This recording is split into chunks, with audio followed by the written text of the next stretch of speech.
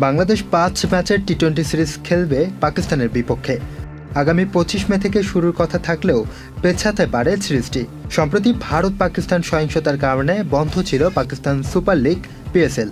জানা গেছে বন্ধ হওয়া পিএসএল আগামী ১৭ মে থেকে শুরু হয়ে বাকি অংশ শেষ হবে ২৫ মেতে। পাকিস্তানের থমথমে পরিস্থিতির শঙ্কার মুখে বাংলাদেশের এই সফর।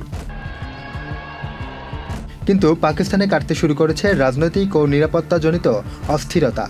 তবে দেশটির দল পাঠানো নিয়ে শুরুতে অনিশ্চয়তা তৈরি হলেও পরবর্তীতে বাংলাদেশ ক্রিকেট বোর্ড পাকিস্তানে খেলতে রাজি হয়েছেন। যদি ২৫ মে পাকিস্তান সুপার লিগের ফাইনাল অনুষ্ঠিত হয়, তাহলে স্বাভাবিকভাবেই বাংলাদেশ সফরের প্রথম ম্যাচের সময়সূচি পেছাতে পারে। পাকিস্তানের সংবাদ মাধ্যমের একটি প্রতিবেদন অনুযায়ী সিরিজটি প্রথম ম্যাচ হতে পারে ২৭ অথবা ২৮ মেতে।